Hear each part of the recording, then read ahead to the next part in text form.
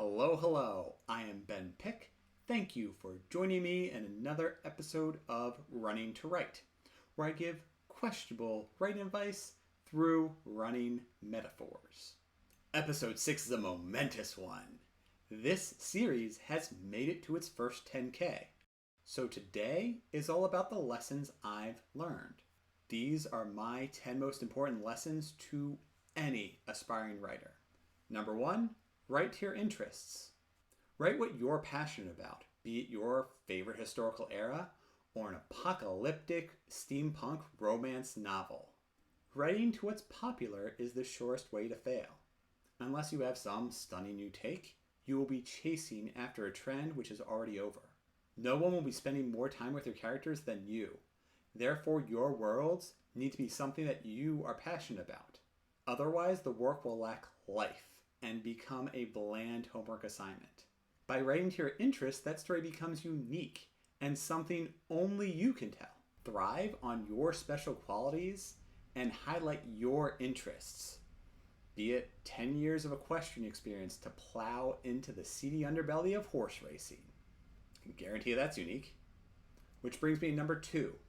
Write what you know or are willing to research the hell out of. Consider science fiction and fantasy. No one truly knows what the surface of a planet outside the Milky Way looks like, or how an orc should behave. There's still countless material for research. Planets and moons within our solar system can be used as a basis for ideas or physics calculations. There are the works of J.R.R. Tolkien and Robert Jordan and so many others if you want to draw from your typical orcs. Maybe you'll go an entirely different route and make bright yellow orcs. They don't serve some dark master for evil's sake. They're simple farmers who at night throw sick raves.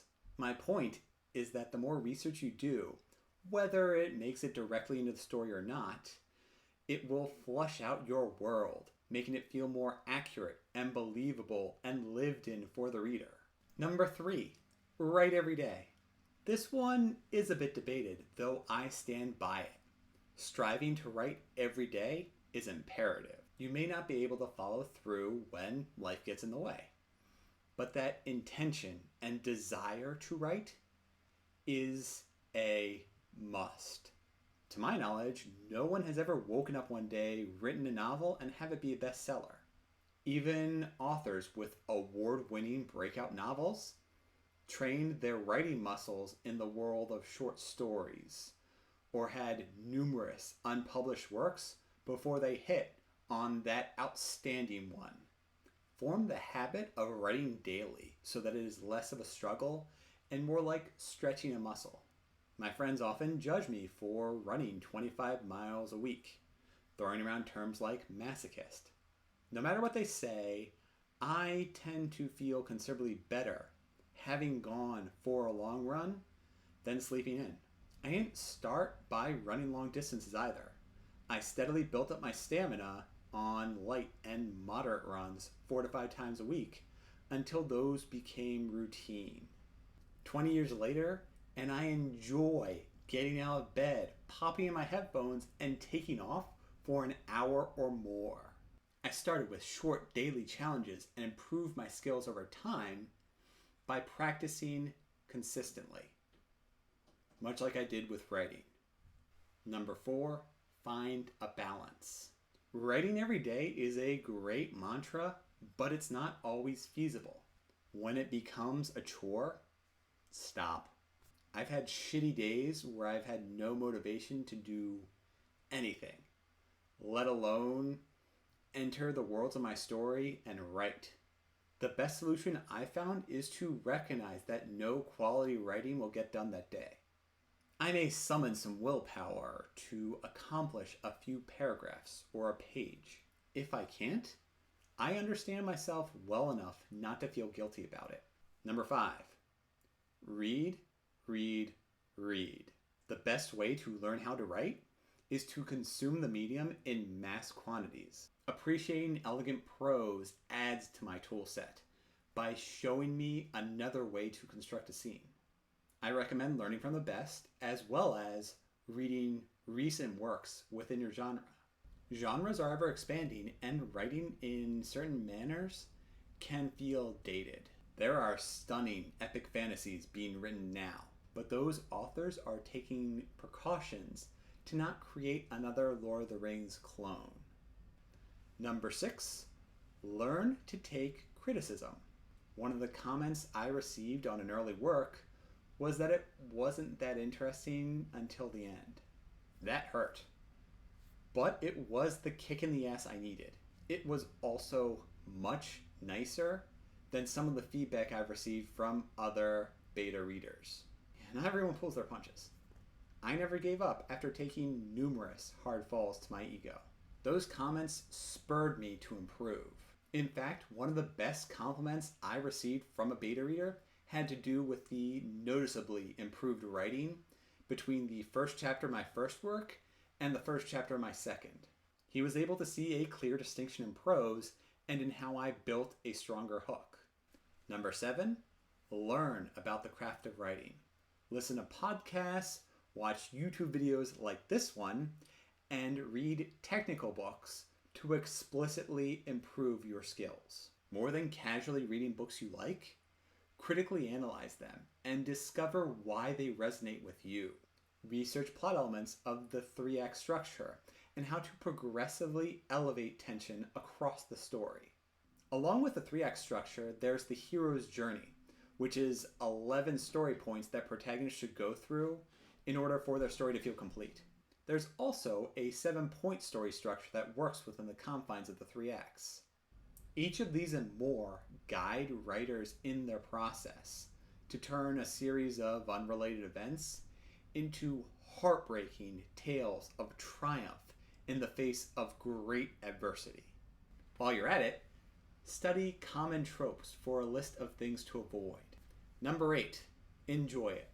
I've read plenty of novels where the author felt like they were having fun throughout the entire writing process, and others where the author felt like they were phoning it in or cashing a check.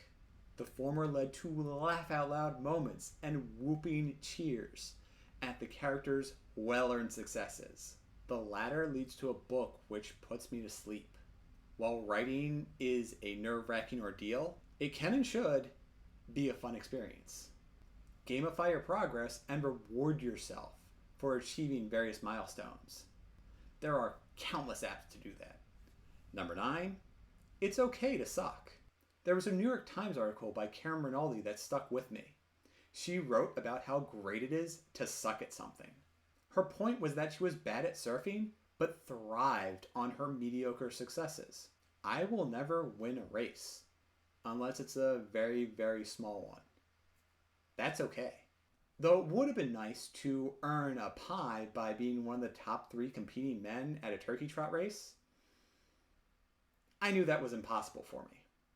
If I remember correctly, the top time was 6 or 7 minutes faster than me, so it was in no way close. I ran as fast as I could and was proud of myself for nearly breaking the 20-minute mark. When I write, I set my own standard, which means I am proud of myself for every mediocre success along the way. And lastly, number 10, plan. I started off pantsing and wandered into a series of barely connected plot points that were hundreds of thousands of words longer than they needed to be. My current process is regimented, where I aim for a specific length of time to write or a certain word count. I'll usually have my outline on another screen to provide additional structure.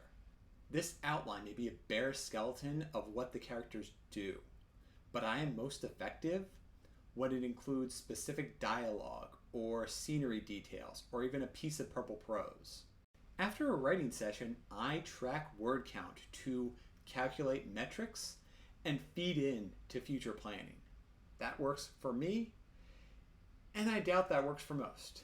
Still, planning my writing schedule and what I intend to write has improved the quantity and quality of what I produce.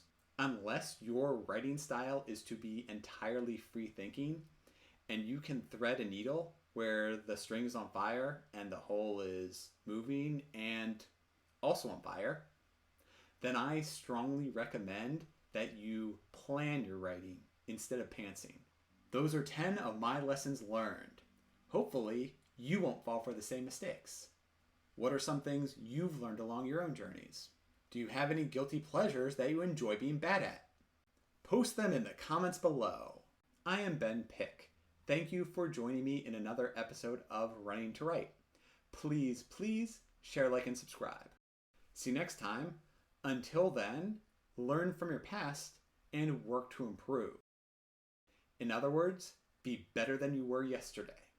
Hey, Future Ben here. In editing this episode, I realized that I threw out a couple of terms without defining them. Specifically the 3x structure, hero's journey, and pantsing. Now I will have a couple of videos where I dive into each of those, but for right now, pantsing means that you are writing without an outline. You are flying by the seat of your pants. You are sitting at the computer and writing and just seeing where a story goes. So be sure to check out all those more in-depth videos when they come out in the next few months. And I'll see you then.